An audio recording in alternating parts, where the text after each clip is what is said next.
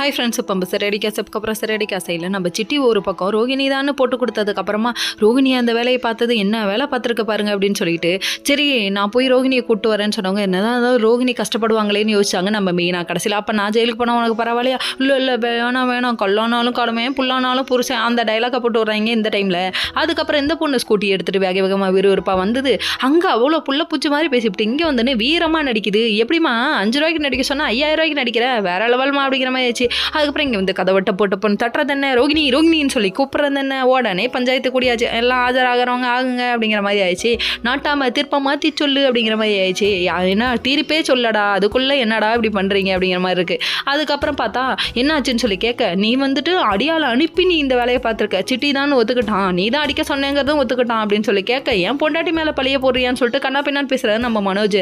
தம்பி எதுவும் தெரியாமல் நீ பேசாத, கம்முனு இரு, சுனாப்பானா குட்டத்தை கலாடாங்கிற மாதிரி இருக்குது நம்ம ரோகிணியோட ரியாக்ஷனு.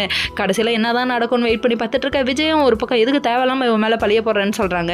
நீ பெரிய மருமகளுக்கு வக்காலத்தை வாங்கிட்டு வராது அப்படிங்கிற மாதிரி ஆயிடுச்சு. ஒரு பக்கம் காரணம் இல்லாமல் மீனா ஏதோ சொல்ல மாட்டான்னு சொல்ல, அதுக்கப்புறம் ரவி ஸ்ருதியும் அங்கே அண்ணி தேவையில்லாமல் எதையுமே சொல்ல மாட்டாங்கன்னு சொல்லிகிட்டே இருக்க டைமில் கான்ஸ்டபிள், அதாவது லேடி கான்ஸ்டபிள் வீட்டுக்கு வந்துட்டாங்க.